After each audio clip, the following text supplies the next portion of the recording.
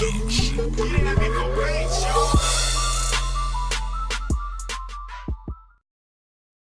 guys, Abdullah here again. Today we'll be discussing abs. So how do we get abs? Or for that matter, how do we develop rock hard abs for the summer coming? By now, obviously, we're about two months out from December, and everyone is already working hard trying to develop or create the perfect beach body. To be honest, obviously, any goal is a goal, whether it be creating the perfect body for the beach or for sport or simply just to be healthy. And so if we were to conclude, we would then say it's as good a goal as any what would make up the perfect approach to developing the best abs, rock hard, six-pack, eight-pack, etc. So number one, that picture or meme that you've always seen around, abs are created in the kitchen, that has a lot of sense, or for that matter, has a lot of truth in. If your diet isn't tight by now, if your diet isn't clean, or for that matter, well constructed, then already you 2 paces behind. In addition to that, what is your training regime looking like? If for that matter you want to peak 2 weeks to 4 weeks out from December, you've got about 6 weeks to go, and that's more than enough time. So if you are eating unhealthy, number one, relative to how your macros should be constructed, then you have got enough time to rectify that. Secondly, if your training regime is heavily constructed in the sense of powerlifting, or for that matter, non-HIIT or non-high intensity approach, then I would suggest perhaps amend that, change that to a process or to an approach which comprises a lot more of high intensity interval training, getting that heart rate up, bringing it down again, getting it up, bringing it down, in order to confuse not only the body's metabolism but also the muscles and the muscular structures. Then in addition to that, how's your supplementation? If you're not a true believer in supplementation, then by all means you've got your prerogative. But if you are supplementing, what are you using? Are you once again just going according to bro science? Let's make use of this. Let's change up here. Let's change up there. Certainly not.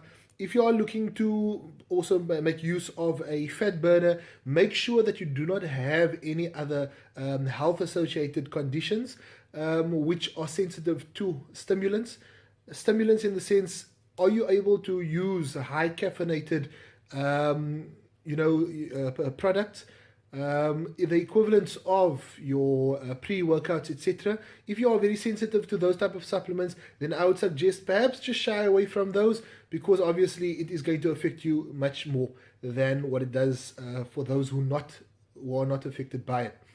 Palpitations, anxiety, etc. All of those conditions, if you'd like additional information on that, direct message me, send me a comment, etc., and I'll respond to you directly.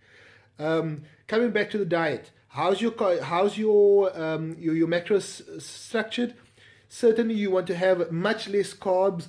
If you're going the banting approach or low carbs, high protein, high fat, that is an approach.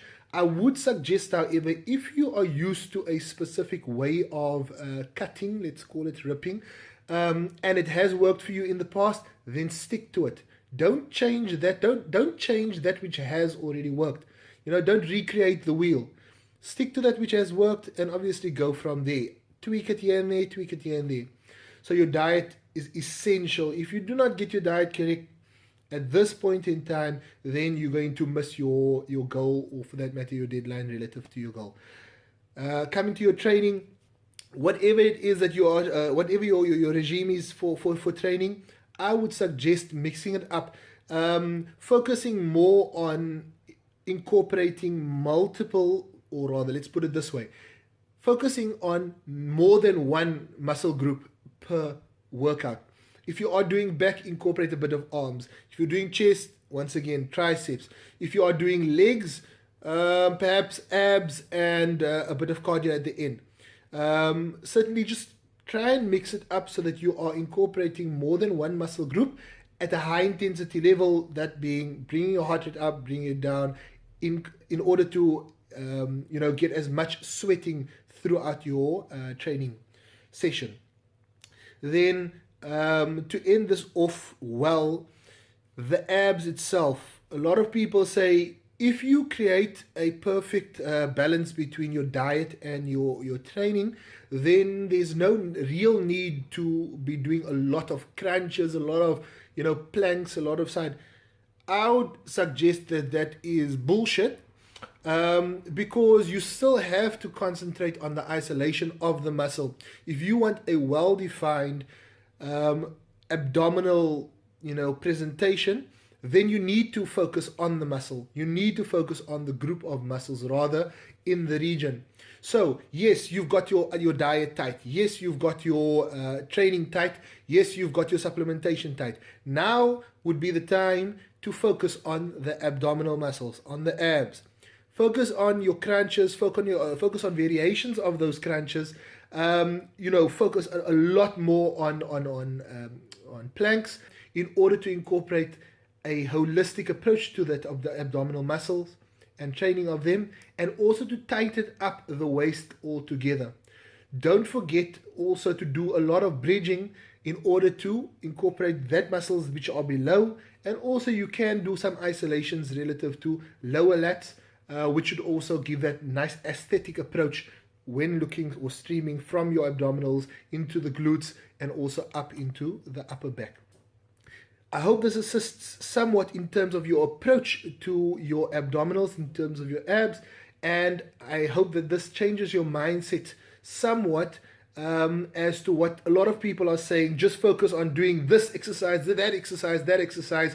Remember, it is a combination. It's a perfect symbiotic relationship between your eating and your training, and obviously your nutrition relative to your supplementation as well. Please subscribe. I'm asking you once again to comment, share, and like. And obviously, if you have any suggestions relative to any further content that you want me to share, please go ahead and comment. I'll be glad to touch on that as well. Peace.